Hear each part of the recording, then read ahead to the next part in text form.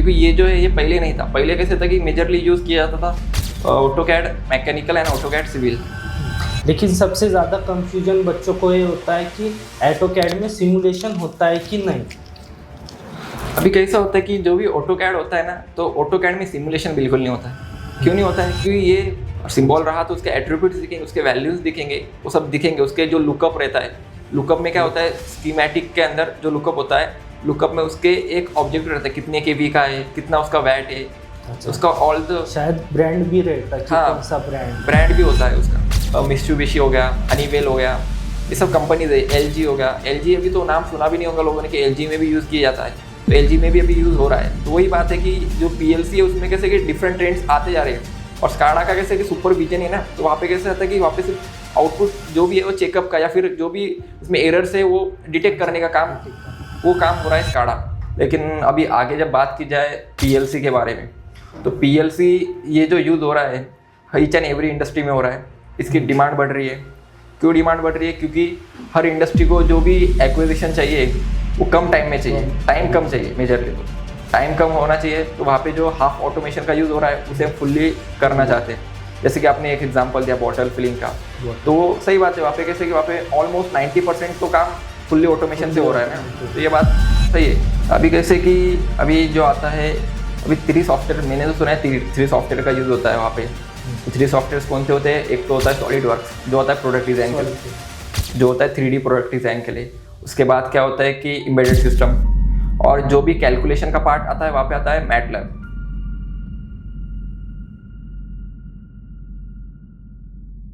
Welcome to education and beyond with ABC trainings. आज हमारे साथ है electrical expert Samarth sir. Thank you sir. Most welcome sir. तो आज का हमारा टॉपिक रहेगा कि इलेक्ट्रिकल के जो जितने भी बेसिक सॉफ्टवेयर्स है या इलेक्ट्रिकल में जो भी फ्यूचर है वो स्टूडेंट को आप हमें थोड़ा सा एक्सप्लेनेशन या मार्गदर्शन कीजिए सर।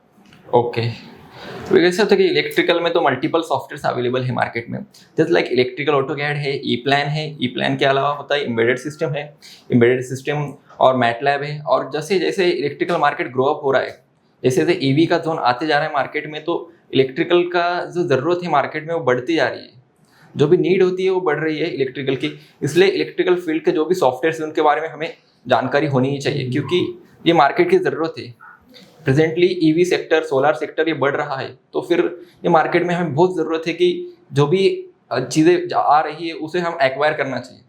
तो वही उसी तरफ अभी का जो सेक्टर है इलेक्ट्रिकल वो उसी तरफ जा रहा है।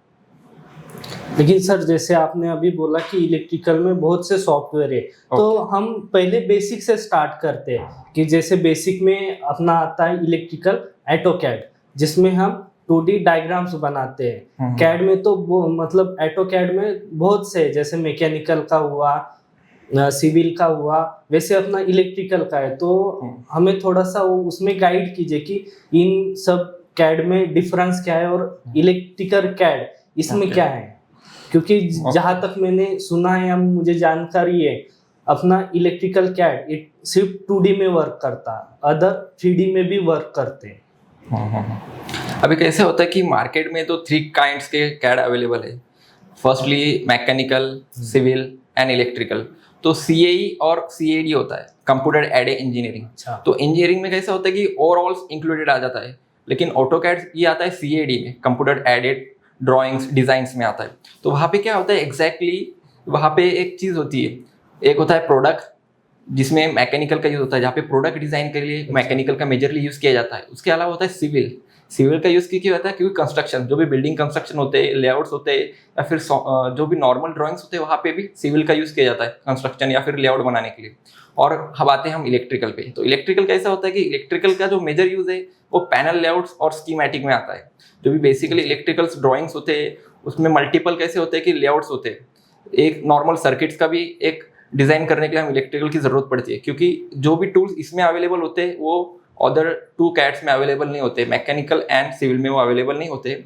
और इलेक्ट्रिकल में स्कीमेटिक नाम का एक स्पेशल फंक्शन होता है जिसकी वजह से वो स्पेशली हम उसमें वर्क कर सकते हैं कि उसमें पैनल्स आ जाते हैं, स्कीमेटिक ड्राइंग्स आ जाते हैं, स्कीमेटिक ड्राइंग्स के अलावा उसमें आते हैं रिपोर्ट्स बनाना। अब ये रिपोर्ट का फंक्शन सिर्फ इलेक्ट्रिकल में ही है, रिपोर्ट्स हो गए या फिर पैनल्स और जो भी डिज़ाइन के रिलेटेड और जो भी ऑब्जेक्टिव्स होते हैं वो इलेक्ट्रिकल में आते हैं।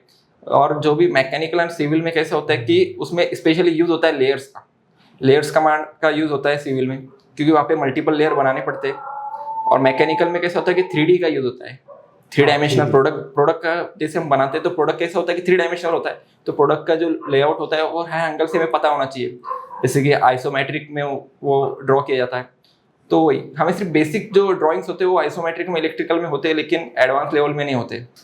लेकिन जैसे जैसे मार्केट का ग्रोथ हो रहा है, इलेक्ट्रिकल सेक्टर का, डिज़ाइन फील्ड का डिमांड बढ़ रही है, तो इसलिए हमें इलेक्ट्रिकल ऑटोकैड के बारे में जानना ज़रूरी है। क्योंकि ये जो है ये पहले नहीं था, पहले कैसे था कि मेजरली यूज़ किया जाता था AutoCAD mechanical and AutoCAD civil, तो ये दो ही चीज़ों का यूज़ किया जाता था। इलेक्ट्रिकल का अभी फंक्शनली बढ़ रहा है, सर्किट्स बढ़ रहे हैं और उनका यूज़ बढ़ रहा है मार्केट में। और इलेक्ट्रिकल की खासियत क्या है, वहाँ पे inbuilt symbol builder and circuit builder होते हैं। अच्छा। सिंबल बिल्डर कैसे है कि हम स्पेशली खुद का सिंबल बना सकते हैं। जो नॉर्मल जो ड्राइंग्स होते हैं, नॉर्मल ड्राइंग में कैसे कि नॉर्मल ड्राइंग कर रहा है, लेकिन सिंबल को क्या होता है, एट्रीब्यूट्स होते हैं, उनके फंक्शंस होते हैं स्पेशली, तो वो सिंबल की बात अलग होती है। और सर्किट में तो हम डायरेक्ट सिर्फ हमें नाम देने की जरूरत है कि ये मोटर है, ये है मोटर, तो हमें ये देना 3 फेज सिंगल फेज, उतना ही ऐड कर दिया तो ऑटोमेटिक वो 3 फेज वो जनरेट हो जाएगा हमारा सर्किट बिल्डर का यूज करके। तो यही है ऑटोकैड का बेनिफिट्स जो इलेक्ट्रिकल में होता है मेजरली। तो लेकिन सबसे ज्यादा कंफ्यूजन बच्चों को ये होता है कि ऑटोकैड में सिमुलेशन होता है कि नहीं। अभी कैसा होता है कि जो भी ऑटोकैड होता है ना, तो ऑटोकैड में सिमुलेशन बिल्कुल नहीं होता है। क्यों नहीं होता है? क्योंकि ये 2D में यूज हो रहा है, इसका यूज मेजरली इसका यूज सिर्फ 2D में हो रहा है। क्यों? क्योंकि 2D में हमें डिजाइन का पार्ट सीखने मिलता है, 3D में हम चल जाएंगे तो वो मैकेनिकल चल जाएगा। मैकेनिकल का पार्ट हमें इलेक्ट्रिकल में नहीं होता है, उसमें वो प्रोडक्ट डिजाइन का पार्ट आ जाता है। और रही बात इलेक्ट्रिकल की, तो इलेक्ट्रिकल में सिमुलेशन सिर्फ जो आता है PLC और स्काडा में, PLC स्काडा DCS सिस्टम, यहाँ पे आता है सिमुलेशन का पार्ट। तो ये है मेजर डिमांडेड फील्ड्स प्रेजेंटली। तो लेकिन अभी आपने जो PLC बोला हो तो ऑटोमेशन सेक्टर में आता है। लेकिन यहाँ पे अभी अपनी बात चल रही थी कि इलेक्ट्रिकल ऑटोकैड। तो बहुत लोगों का ऐसा ये होता है कि कंसेप्ट होता है कि हम जो कुछ बना रहे वो एक्यूरेट है कि नहीं, वो चेक करने के लिए सिमुलेशन रहना चाहिए। तो आपके ख्याल से इसके लिए क्या है कि हम जो भी सर्किट बना रहे या पैनल बना रहे, या आपने बोला कि हम सिंबल भी क्रिएट कर सकते हैं, तो उसको चेक करने के लिए कि वो एकदम एक्यूरेट है कि नहीं है, सही है कि नहीं है, तो कैसे कर सकते हैं? अभी कैसे होता है कि वो एक्यूरेसी वो सब हम चेक कर सकते हैं। उसका रीजन कैसे होता है कि हमें रिपोर्ट्स जब बनाते हैं ना, तो रिपोर्ट्स जब एट द एंड जब होता है तो वहाँ पे जो भी एक कंपनी होती है उनका एक जो स्पेसिफिक लेआउट होता है, जो भी इंडस्ट्री का क्लाइंट होता है वो कैसे होता है कि उनका एक स्पेसिफिक लेआउट होता है, उनका एक डेमो ड्राइंग्स होते हैं। आफ्टर वो डेमो ड्राइंग्स और उनके जो क्लाइंट को नीड है वो डिटेल हमें देते हैं। हम रैंडम थोड़ी ड्राइंग बना सकते हैं, हम बना वो सकते हैं जो हमारा क्लाइंट हमें देगा। और फिर उसके ऊपर ही हमारी रिपोर्ट बनती है। वो डिपेंडेंट ऑन एक प्रोसीजर होती है, इंडस्ट्रियल नॉब्स होते हैं, नॉब्स के वजह से ही हमें फॉलो अप करना पड़ता है। अच्छा, लेकिन जैसे आपने बोला कि सिंबल क्रिएशन भी है, तो सिंबल क्रिएशन मतलब वो खुद के लिए हो ना कि सिंबल हम क्रिएट कर रहे हैं। हाँ, वो सिंबल की लाइब्रेरी होती है। तो लाइब्रेरी में कैसे होता है कि मल्टीपल सिंबल्स अवेलेबल होते हैं, या फिर जो सिंबल्स अवेलेबल नहीं है तो वो हम सिंबल बिल्डर का यूज करके सिंबल बना लेते हैं। अगर सिंबल बन जाएगा तो उसके एट्रीब्यूट्स वो सब दिखाने पड़ते हैं ना। अगर नॉर्मल ड्राइंग हम बताएंगे तो उसके एट्रीब्यूट्स नहीं दिखेंगे, और सिंबल रहा तो उसके एट्रीब्यूट्स दिखेंगे, उसके वैल्यूज दिखेंगे, वो सब दिखेंगे। उसके जो लुकअप रहता है, लुकअप में क्या होता है, स्कीमेटिक के अंदर जो लुकअप होता है, लुकअप में उसके एक ऑब्जेक्ट रहता है, कितने kV का है, कितना उसका वैट है। अच्छा। उसका ऑल द शायद ब्रांड भी रहता है कि कौन सा ब्रांड भी होता है उसका। कि ये बात हो गई अपनी डिजाइनिंग पर्पस। लेकिन इसके साथ साथ जो आजकल का चल रहा है ऑटोमेशन में, वो भी बहुत ज्यादा धूम मचा रहा है इलेक्ट्रिकल में। हाँ, वो बात तो आप सही बोल रहे हैं कि ऑटोमेशन कैसे कि ऑटोमेशन ये मार्केट ट्रेंड चल रहा है अभी। तो हाँ, मार्केट ट्रेंड क्यों चल रहा है? क्योंकि हर चीज में लोगों को चाहिए, ये चीज चाहिए। नॉर्मल से घर का कोई भी यूज करने वाली चीज है, वॉशिंग मशीन, हर जगह ऑटोमेशन का यूज हो चुका है। क्यों हो रहा है? क्योंकि ऑटोमेशन में कैसे होता है कि जो भी ह्यूमन एफर्ट्स है वो कम हो जाते हैं ऑटोमेशन में, बेसिक चीज तो। और इनकी शुरुआत तो बेसिकली 100 साल पुरानी हो चुकी है यहाँ से अभी तो। अच्छा, तो वो हाँ। तो बात है, ऑटोमेशन तो 100 साल से चल रहा है, लेकिन अभी डे बाय डे यूज में कैसे हो रहा है कि वो रोबोटिक्स की तरफ जा रहा है पूरी तरीके से हाँ, ऑटोमेशन, रोबोट। Fully robotics. क्योंकि रोबोटिक्स कैसे हो रहा है कि अभी अब देखे जाए सबसे ज्यादा रोबोटिक्स का यूज अभी प्रेजेंटली होता है चाइना में। चाइना में 1.5 लाख से जो 1.5 लाख से ज्यादा रोबोट्स अवेलेबल है। उसके बाद है जापान, जापान में भी ऑलमोस्ट 50,000 रोबोट्स है। तो अभी इंडिया में वो सिर्फ 5,000 के अराउंड ही है। तो इंडिया में इसकी डिमांड है अभी कि जितना ज्यादा robots, fully automated robots generate होंगे। मैं बोल रहा हूँ कि इंडिया में सिर्फ हाफ ऑटोमेशन का यूज होता है। हाफ ऑटोमेशन यानी कि मेजरली जो भी इंडस्ट्रीज वहाँ पे कैसे कि हम पीएलसी का यूज करके प्रोग्रामिंग डाल देंगे और वो उनका परफॉर्म हो जाएगा। लेकिन वहाँ पे हमें फुल्ली नहीं ना, क्योंकि वहाँ पे कैसे कि कुछ ना कुछ अभी मैन पावर की जरूरत हो रही है। मैन पावर की जरूरत हाँ। तो, क्योंकि इंडिया में अभी तक मैंने तो नहीं सुना कि फुल्ली ऑटोमेशन आया है। क्योंकि ऑटोमेशन में भी हाफ और फुल ऑटोमेशन है।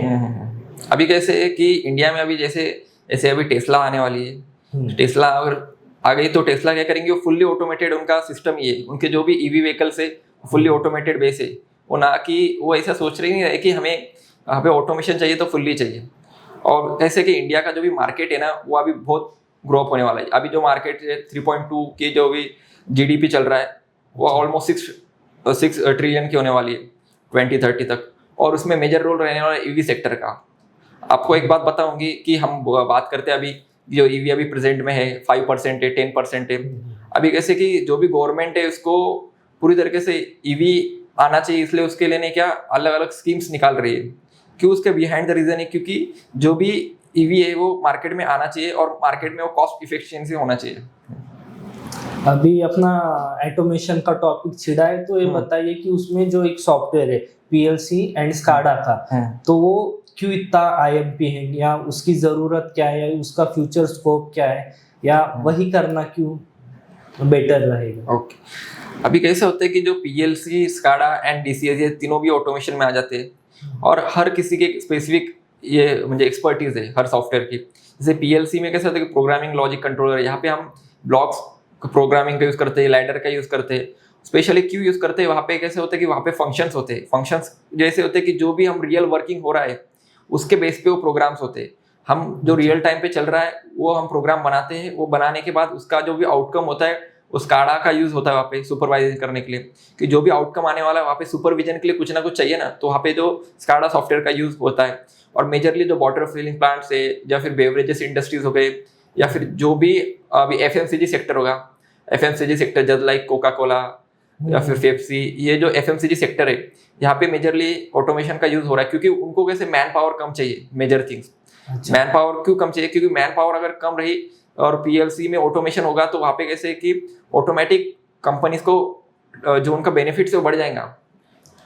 उनकी कॉस्ट कम हो जाती है, जो पेमेंट कॉस्ट है वो कम हो जाएंगी, तो ऑटोमेटिक वहाँ पे डिमांड बढ़ जाती है कि हाँ भाई यहाँ पे पीएलसी स्काडा का यूज हो रहा है, इसलिए तो फिर इसकी डिमांड हो रही है मार्केट में पीएलसी और स्काडा कितनी। अच्छा, आप हमें पीएलसी और स्काडा के बारे में और कुछ स्पेसिफाई कर सकते हैं क्या, जैसे कि वर्क कैसे होता है क्या? अभी जो पीएलसी की बात की जाए तो पीएलसी कैसे होता है कि इस यहाँ पे 2 डिफरेंट काइंड में आ जाता है। पहले तो एक सॉफ्टवेयर में आ जाता है, एक हार्डवेयर में आ जाता है। जो सॉफ्टवेयर कनेक्शन हम जो देते हैं वहाँ पे देते हैं प्रोग्रामिंग, और प्रोग्रामिंग जो हम प्रोवाइड करते हैं वो हार्डवेयर में प्रोवाइड की जाती है उस प्लांट के लोकेशन तक, और वहाँ पे प्रोवाइड, और उसका एंड जो कनेक्टेड होने वाला है वो प्लांट का वो कनेक्टेड रहने वाला है स्काडा सिस्टम रिलेटेड और स्काडा ऑपरेटेड। तो वहाँ पे कैसे होता है कि जो पीएलसी प्रोग्रामिंग लॉजिक कंट्रोलर का हम यूज कर रहे हैं, तो वहाँ पे हम पहले एक प्रोग्राम बनाते हैं। जो पीएलसी प्रोग्रामर होते हैं वेल डिफाइंड, वो क्या करते हैं, वो इंडस्ट्री ओरिएंटेड प्रोग्राम बनाते हैं। हर एक इंडस्ट्री के लिए डिफरेंट रहता है वो, कि हाँ सपोजली एफएमसीजी प्लांट है तो वहाँ पे जो डिमांड रहने वाली है कोका कोला बॉटल्स की, बेवरेजेस की, जहाँ पे कैसे जो फ्रूट्स का होता है वहाँ पे जूस बनता है बेवरेजेस इंडस्ट्री में, क्योंकि वहाँ से वो बियर और वो सब बेवरेजेस इंडस्ट्री बनाई जाती है। और जब लाइक अभी बॉटल फिलिंग प्लांट होगा तो बॉटल फिलिंग प्लांट में क्या होता है कि हमें ऑटोमेटेड सिस्टम का ऑपरेट किया जाता है, वहाँ पे फुल्ली ऑटोमेटेड वहाँ पे रहता है, क्योंकि वहाँ पे सिर्फ हमें पीएलसी सॉफ्टवेयर का यूज करके फुल्ली ऑटोमेटेड हो रहा है। सिर्फ वहाँ पे हम प्रोग्रामिंग का यूज कर रहे हैं। प्रोग्रामिंग का यूज करने के बाद क्या हो रहा है कि जो भी हम ऑटोमेशन कर रहे हैं वहाँ पे ऑटोमेटिक बॉटल फिलिंग हो रही है, जैसे लाइक जूस होने दे या फिर मैंगोज या फिर ऑटोमेटिक फिलिंग हो रहे हैं, तो वहाँ पे वो बॉटल फिलिंग प्लांट का यूज किया जा रहा है। और स्काडा का तो यूज बेसिक है, जो भी ये फंक्शन किया जा रहा है उसको सुपरविजन का काम स्काडा कर रहा है। और रही बात डीसीएस की, तो डिस्ट्रीब्यूटेड कंट्रोल सिस्टम, जो भी ऑयल एंड गैस सेक्टर हो गया या फिर जो भी ऑटोमेशन के बियॉन्ड जो सेक्टर हो गए, प्लांट हो गए, जो भी होते हैं, जैसे कि हाइड्रोलिक प्लांट हो गए या फिर जो भी ऑयल एंड गैस के हो गए, वहाँ पे मेजरली डीसीएस का यूज़ किया जाता है, डिस्ट्रीब्यूटेड कंट्रोल सिस्टम का। अच्छा, पीएलसी और स्काडा में क्या डिफरेंस है? पीएलसी की तरह स्काडा भी एक कंट्रोलर है क्या? अभी कैसा होता है कि पीएलसी और स्काडा का मेजर डिफरेंस ये है कि पीएलसी जो है वो इनपुट देने वाला है, सबसे बड़ी बात। वो क्या करने वाला है कि जो भी सिस्टम चल रहा है, जो भी प्लांट चल रहा है ना, तो वहाँ पे वो इनपुट देता है मेजरली। और स्काडा जो है वो आउटपुट गेनर है स्काडा, क्योंकि वो सुपरविजन का काम करता है, आउटपुट का काम करता है मेजर ऑफ द देखे जाए तो।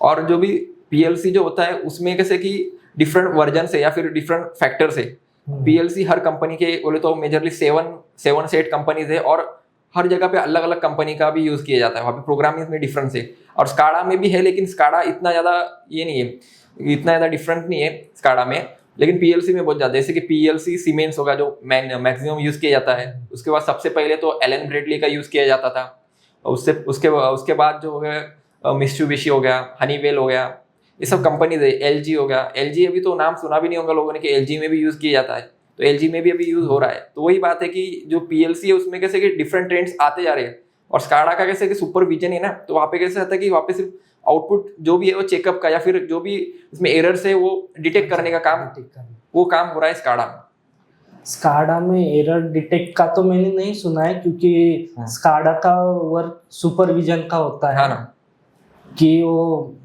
मतलब जो कंट्रोलर है, पीएलसी एक कंट्रोलर है, उसमें हम प्रोग्राम ये कर रहे, बना रहे या फिलअप कर रहे हैं, तो वो प्रोग्राम चल रहा है कि नहीं, वो सुपरविजन करने का काम स्काडा का है। लेकिन स्काडा, जहां तक मेरी जानकारी है कि स्काडा एक कंट्रोलर नहीं है, वो बस एक सुपरविजन का यूज होता है, काम करता है। ये बात सही है। और इसके अलावा उसमें एक एडिशनल चीज आती है, HMI। इसके बारे में आप कुछ?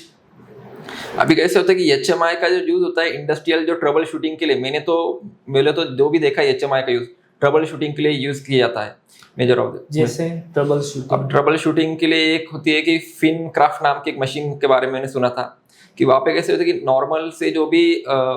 नॉर्मल जो भी कैसे होता है कि जो भी मैकेनिकल कंपोनेंट्स होते हैं छोटे छोटे, उसको ब्रशिंग करने का काम करते हैं, ब्रशिंग करने का, उसको HMI कनेक्टेड था। और वो यहाँ के एक इंडस्ट्री है, इसका नाम है संजीव ऑटो, वहाँ पे उसका यूज किया गया था।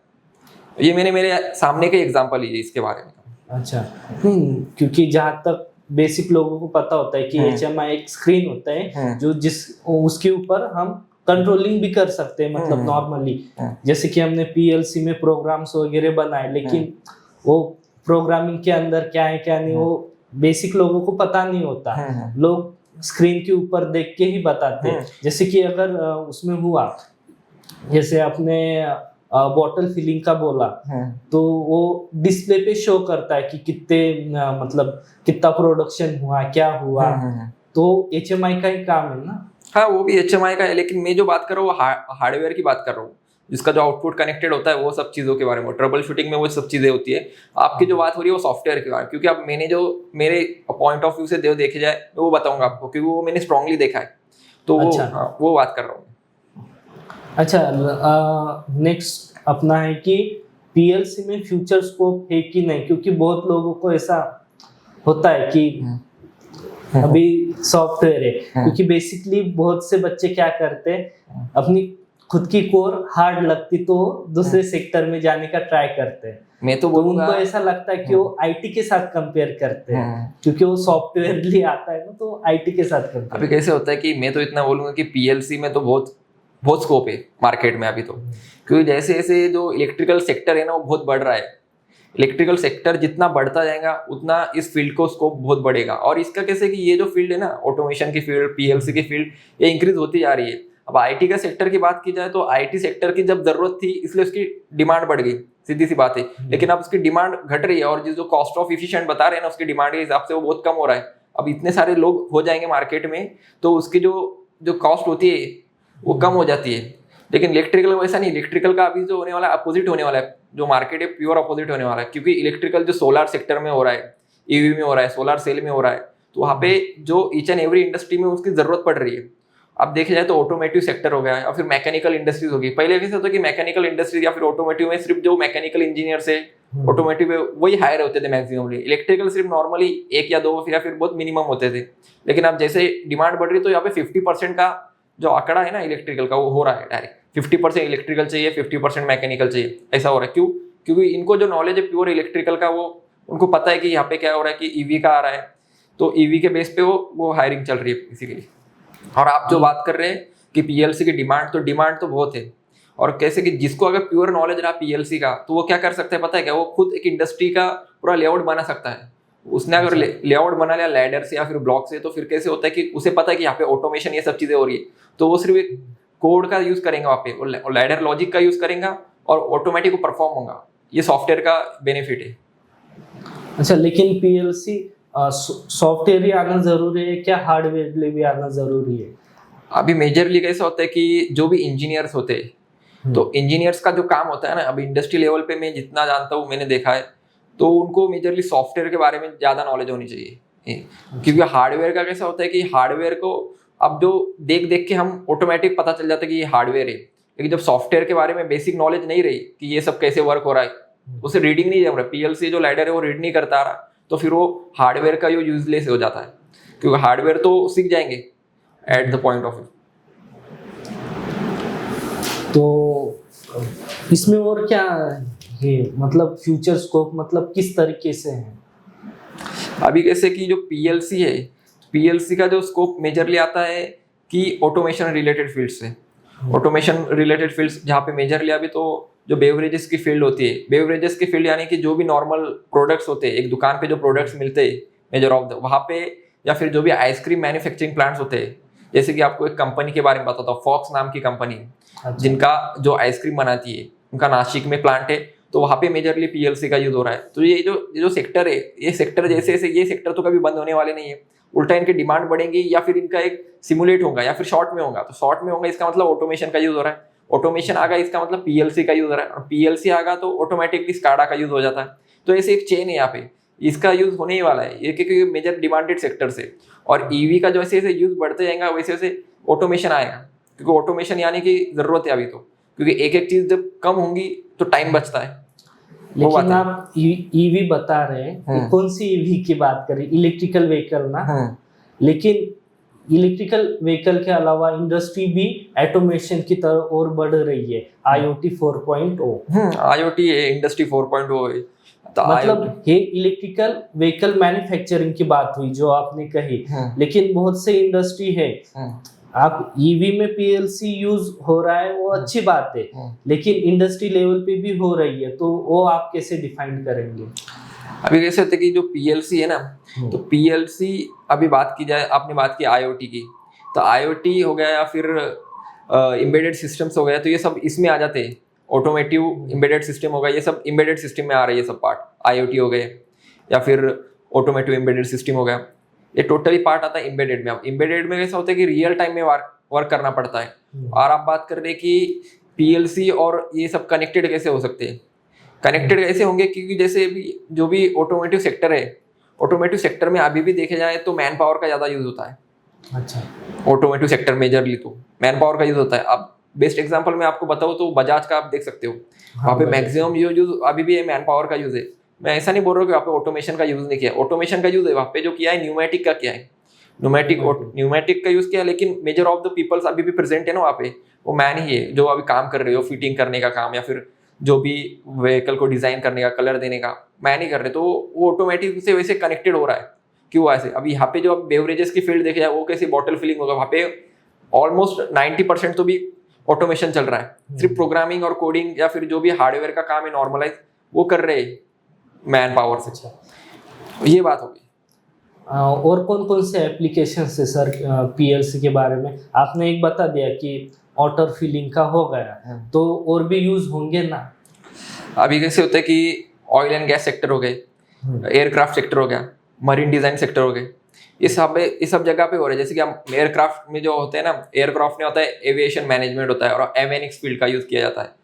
एवियनिक्स में कैसे होता है कि पावर ट्रेन डिजाइन ये सब चीजें होती है, तो वहाँ पे भी यूज होता है। और जो भी मेंटेनेंस डिपार्टमेंट आता है ना, मेंटेनेंस का, वहाँ पे ऑटोमेशन आ जाता है, तो वहाँ पे वो जरूरत पड़ती है स्काडा की एट द एंड, क्योंकि जो भी वो सुपरविजन का काम होता है ना, तो इसलिए वहाँ पे जरूरत पड़ती है।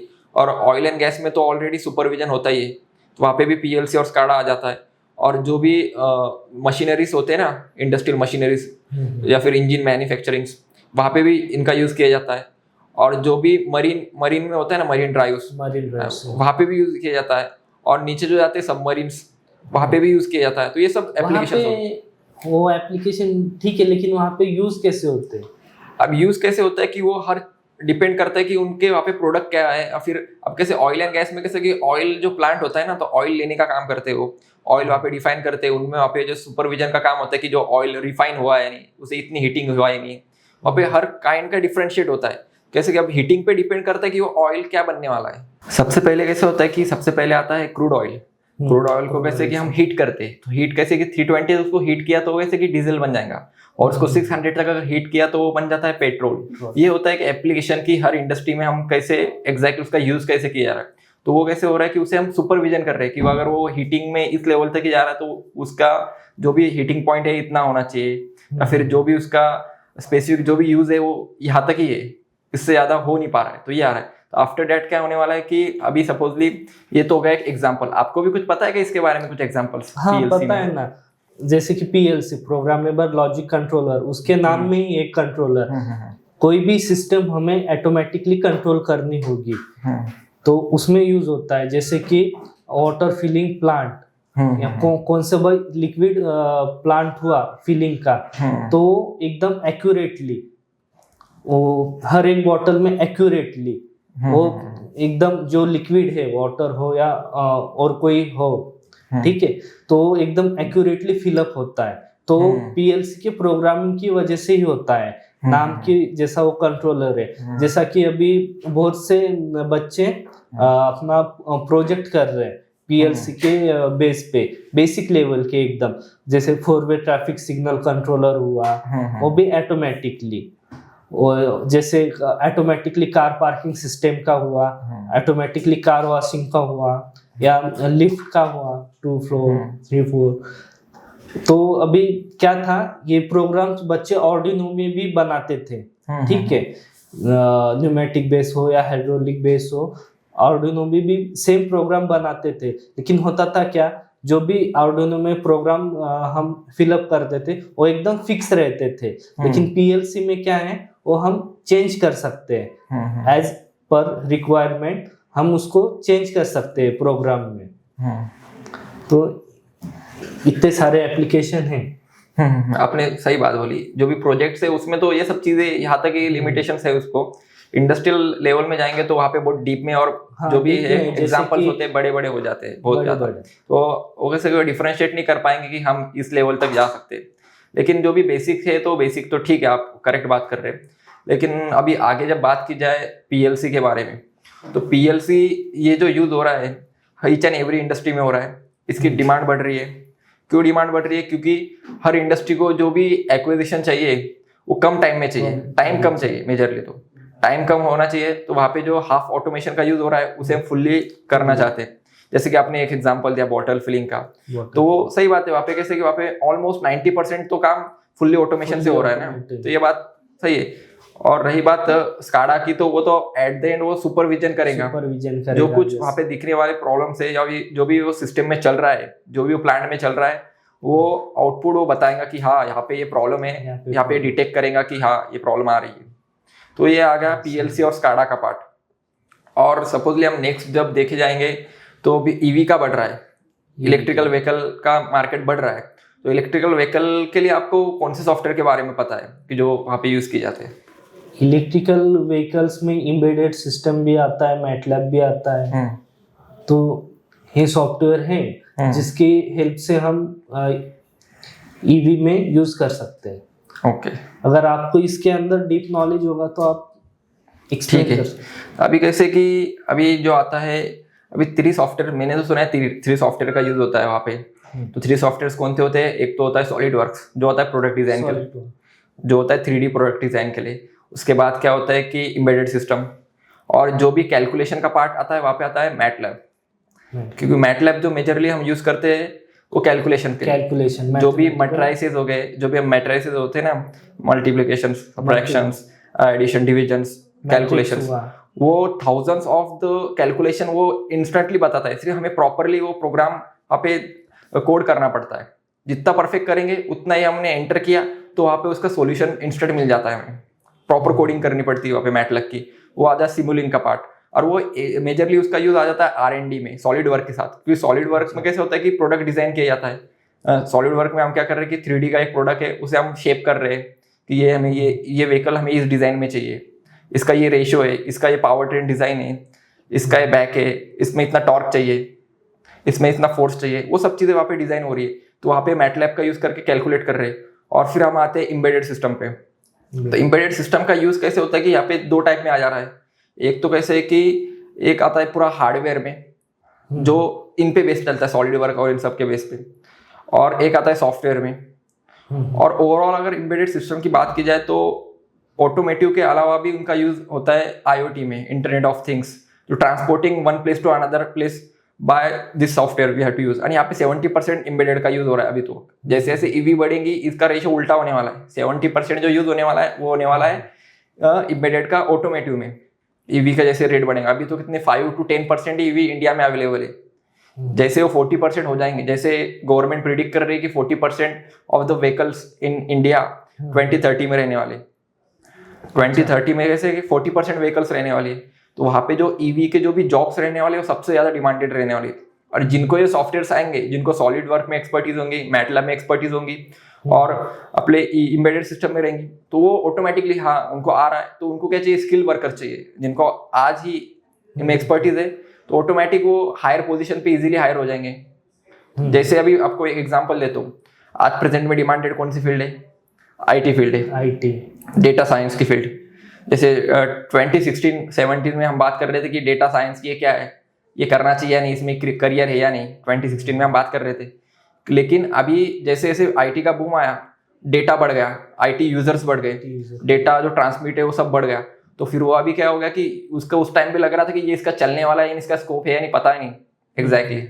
तो फिर उस टाइम में जो लोगों ने इतना इंटरेस्ट दिया नहीं, तो जिन्होंने इंटरेस्ट दिया उस टाइम पे 2016 में, वो अभी मैनेजर लेवल पे बैठ रहे। उनको ऑलमोस्ट 25 के ऊपर पैकेज मिल रहा है। क्यों मिल रहा है? क्योंकि उन्होंने उतना टाइम कंज्यूमिंग कर दिया ना, इंस्टेंट चल गए। जब मार्केट में जब एंटर हो रही थी कोई फील्ड, तो उस टाइम में एंट्री मार ली उनने। जैसे अभी EV का एंटर होना भी बाकी पूरी तरीके से, और आगे हुआ नहीं। अभी अगर आपने एंट्री मार ली आगे 2 साल के अंदर ही अगले, तो अब 2030 तक जब मार्केट 40% हो जाएगा, जब मार्केट में 1 करोड़ से ज्यादा जॉब्स रहने वाली। क्यों मार्केट प्योरली EV का हो चुका है।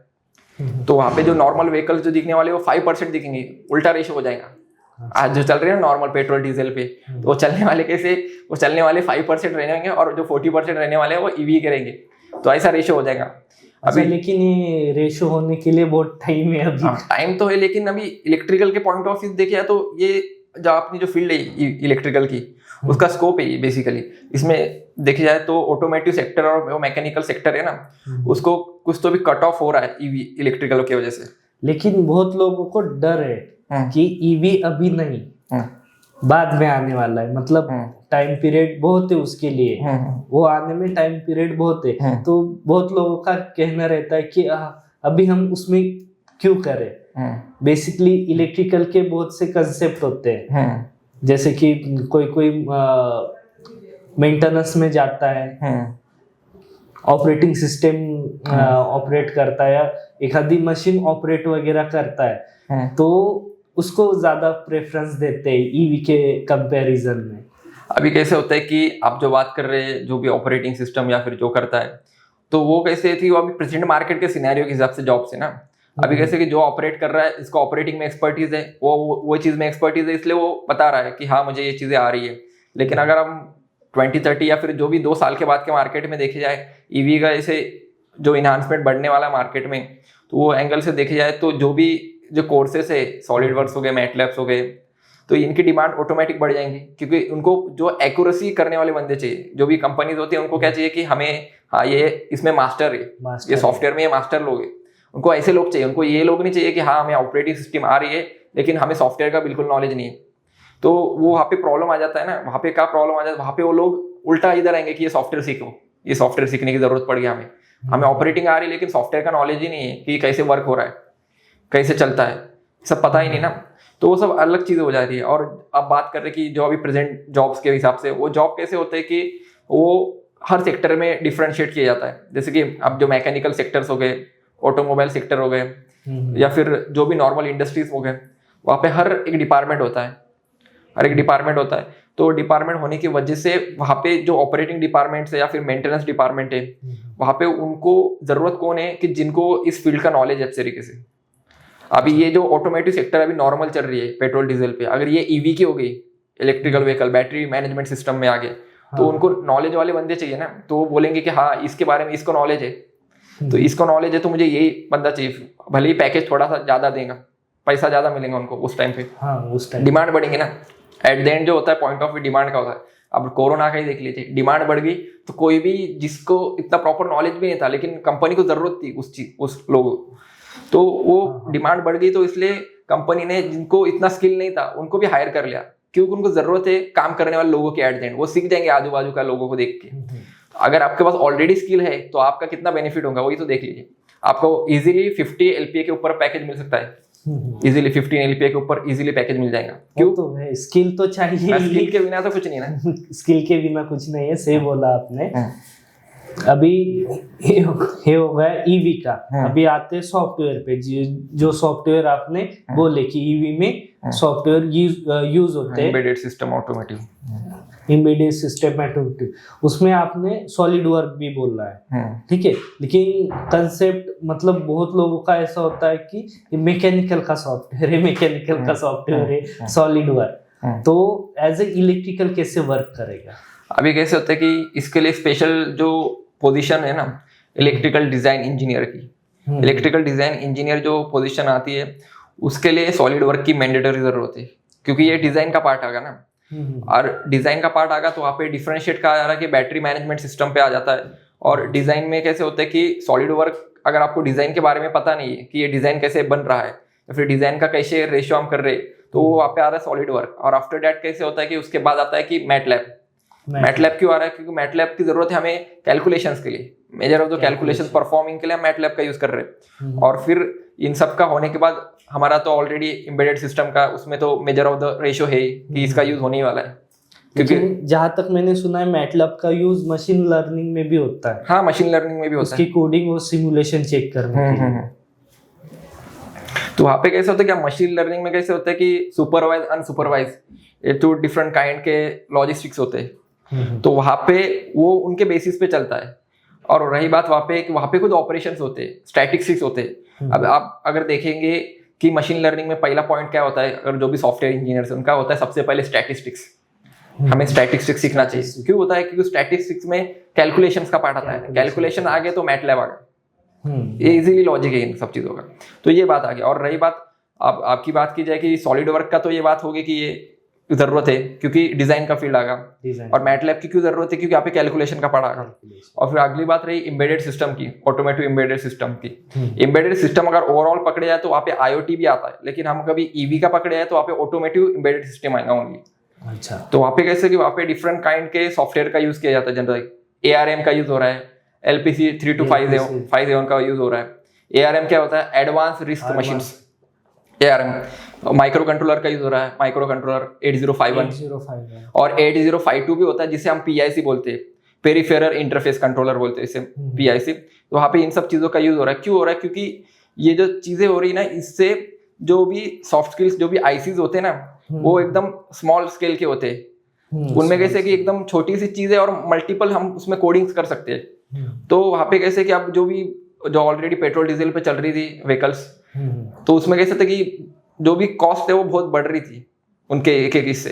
तो अभी ये बैटरी मैनेजमेंट होने से एक तो सिर्फ बैटरी की कॉस्ट लगेगी, बाकी सब जो चीजें रहने वाली, कोडिंग परफॉर्मिंग रहने वाली, वो कॉस्ट इफिशिएंट हो जाती है इजीली एकदम। सिर्फ बैटरी की कॉस्ट रहेंगी क्योंकि बैटरी से ही वो चल रही है गाड़ी, इसलिए उसकी कॉस्ट हाई रहेंगी।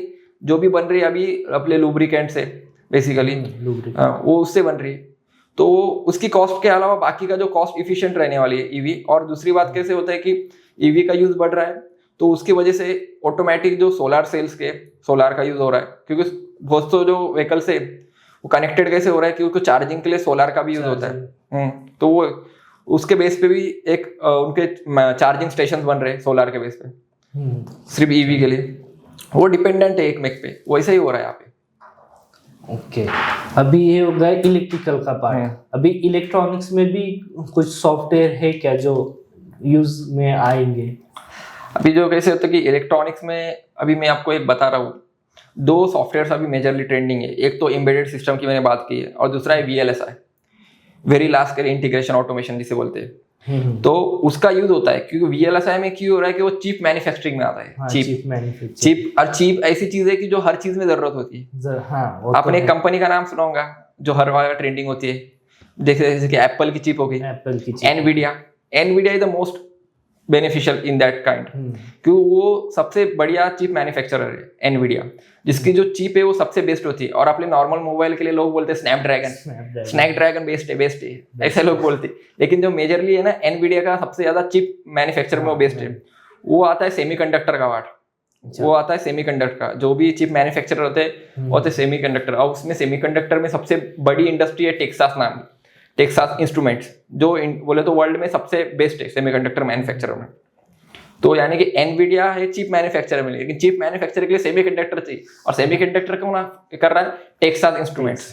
तो ये सब इंटरकनेक्टेड चीजें हो रही है, और ये डिमांडेड होने वाली, VLSI डिमांडेड होने वाला, क्योंकि चिप का यूज हर कोई करने वाला, चिप का हर जगह उसका यूज है। तो ये अभी इलेक्ट्रॉनिक्स में ये डिमांडेड फील्ड है।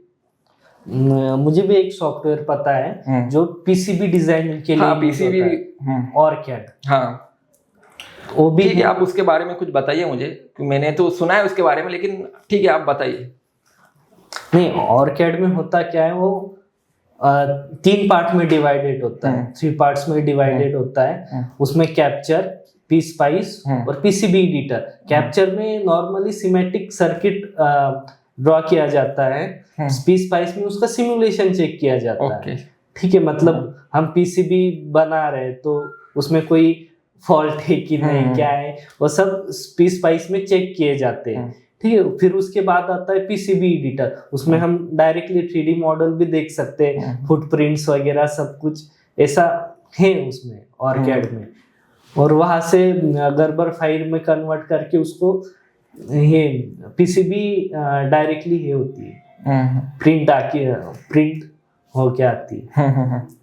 तो इतना पता है वो। और सही है ना, ये उसका भी यूज हो रहा है, PCB डिजाइनिंग का यूज हो रहा है, इंडस्ट्रियल लेवल में भी उसका यूज हो रहा है। लेकिन वो फील्ड जो है वो सिर्फ लिमिटेशन से आ जाते हैं, हर जगह लिमिटेशन आ जाती है। जैसे कि VLSI और एम्बेडेड है, वो लेवल का यूज नहीं हो रहा। VLSI का यूज बहुत हो रहा है अभी मेजर में, और एम्बेडेड का क्यों होने वाला है? क्योंकि एम्बेडेड ऑटोमेटिव में आ जाने वाला है, तो उसका वो मार्केट कैप है उन दोनों का ऑलरेडी। VLSI का तो चिप मैन्युफैक्चरर में आ रहा है, एनवीडिया हो गया, एप्पल हो गया, ये बेस्ट चिप मैन्युफैक्चरर से। उसके बाद उसमें सैमसंग आ जाता है, क्योंकि सैमसंग ये जो कंपनी, ये अभी कैसे कि ये मोबाइल के ओरिएंटेड चीजों पे घूमती है। जो भी मोबाइल का डिस्प्ले है वो बेस्ट मैन्युफैक्चरर सैमसंग ही करता है। तो उसलिए उन्होंने वो मार्केट के हिसाब से चिप मैन्युफैक्चरर में घुसे, क्योंकि ये जो है ये इंटरकनेक्टेड होता है, तो इसलिए उनको पता है कि ये भी हम बेस्ट कर सकते हैं, तो इसलिए उस मार्केट में घुसे। तो वो एक मैन्युफैक्चरर है। और दूसरा है सेमीकंडक्टर के बारे में, तो मैंने आपको बताया कि टेक्सास नाम का एक है जो वर्ल्ड का बेस्ट है, टेक्सास इंस्ट्रूमेंट्स जिसे बोलते हैं, तो वो हो गया। और ये सब चीज़ें कैसे होती है कि अभी ये जो इंस्ट्रूमेंट्स है या फिर जो भी सेमीकंडक्टर का यूज हो रहा है, वो डिपेंड क्यों इतना हो रहा है? क्योंकि जैसे जैसे टेक्नोलॉजी जो भी चीज़ें है, चिपसेट मैन्युफैक्चर काइंड के, वो बढ़ रही है, इसलिए इनका यूज बढ़ता जा रहा है। और इलेक्ट्रिकल पॉइंट ऑफ व्यू, ये इलेक्ट्रिकल और इलेक्ट्रॉनिक्स फील्ड की दोनों की ग्रो है, और इनमें इसी वजह से स्कोप है। मेजरली स्कोप देखे जाए तो ये फील्ड में बहुत हो रहा है, सेमीकंडक्टर फील्ड में तो लोगों को इतना स्कोप दिख रहा है, हाँ ये तो बहुत दिख रहा है, तो वो वजह से हो रहा है। ये सब थैंक यू, आपने इतना अच्छा सा सब कुछ एक्सप्लेन किया, हर सॉफ्टवेयर के बारे में इतनी अच्छी सी नॉलेज दी। मैं इसलिए आपका धन्यवाद करता हूँ। Thank you sir, thank you. लेकिन लास्ट मोमेंट पे आप कुछ बताना चाहेंगे कि इन सारे सॉफ्टवेयर से फ्यूचर स्कोप क्या होंगे? ओके कि अभी कैसा है कि अभी मैं आपको फ्यूचर स्कोप बताता हूँ बेसिकली। अब तो मैंने ईवी के बारे में आपको बता ही दिया। ईवी कैसे कि 2030 तक 1 crore job produce by India होने वाला है। और ईवी में जो भी फील्ड होने वाली है, ईवी सेक्टर के अलावा जो होता है कि चिप मैन्युफैक्चरर के बारे में बताया। तो इसके लिए फ्यूचर स्कोप कैसे क्रिएट हो रहे हैं वो बताता हूँ आपको। आप प्रेजेंटली देखिए, 2 दिन पुरानी बात है कि जो भी अपने नितिन गडकरी है, जो अपने एक्सपोर्ट मिनिस्टर है, तो उन्होंने अनाउंस किया कि जो भी नॉर्मल व्हीकल्स है, नॉर्मल व्हीकल्स और ईवी व्हीकल दोनों को हम सेम लेवल पे आने वाले, यानी कि कॉस्ट इफिशिएंट करने वाले, ये उनका। और सेकेंडरी कल ही बात है, कल ही जो अपने सीएम है, चीफ मिनिस्टर है फडणवीस जी, उन्होंने क्या कहा कि हम जो भी 30 लाख तक जो भी ईवी व्हीकल्स रहने वाले उनका हम टैक्स रिमूव करने वाले, और उसके जो अबव रहने वाले उसका 6% टैक्स करने वाले, 6%। इसलिए इसके वजह से क्या होने वाला है कि जो टेस्ला है, जो इतने दिनों से नहीं आ रहा था इंडिया में, वो अभी आएगा, डेफिनेटली आएगा। वो क्या बोल रहा था कि यहाँ पे हम इतना टैक्स ही ले लेंगे 30% का, तो उसका बजट ही कितना हाई हो रहा है, तो टेस्ला इसलिए आएगा कि अब इसका टैक्स कम होने वाला है, तो इसलिए वो अपने महाराष्ट्र में तो डेफिनेटली आने वाला है, क्योंकि यहाँ पे वो हो चुका है। और रही बात गवर्नमेंट, तो इसके लिए न्यू स्कीम्स निकाल ही रहा है। अब आज की बात कर लीजिए, आज 29 तारीख है, 29 के दिन आज ईवी के लिए रैली रखी है। आज संभाजीनगर में वही चीज है, ईवी रैली कैंपेन रखी है। तो ये सब चीजें, यही तो देखिए आप कि इसकी वजह से आप फ्यूचर स्कोप जान सकते हो कि ये फील्ड में कितना स्कोप है, क्योंकि गवर्नमेंट भी सपोर्ट कर रहा है, उनको भी पता है कि हम जैसे जैसे ईवी पे जाएंगे तो जो भी हमारे जो फॉसिल फ्यूल्स रहते हैं ना वो खत्म होने वाले हैं। एट द एंड वो उनका जो है ना वो डिमॉन्स्ट्रेशन होता है, वो खत्म होते हैं। तो ईवी पे चल गए तो कॉस्ट कम हो जाती है, और फॉसिल फ्यूल की कॉस्ट हमेशा बढ़ने वाली, क्योंकि वो खत्म होने वाले रहते हैं।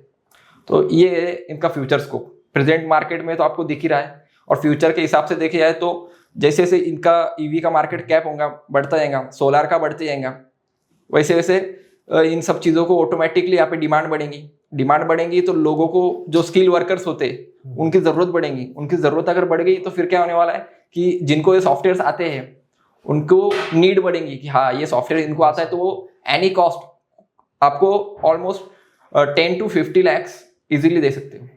क्यों दे सकते हैं? क्योंकि इनको एक्सपर्टीज है फील्ड में, और उनको क्या चाहिए, जो एक्सपर्ट लोग चाहिए। ये तो ये मैं बोलना चाहूँगा कि ये इनका फ्यूचर स्कोप है। और थैंक यू सर आप इनवाइट करने के लिए।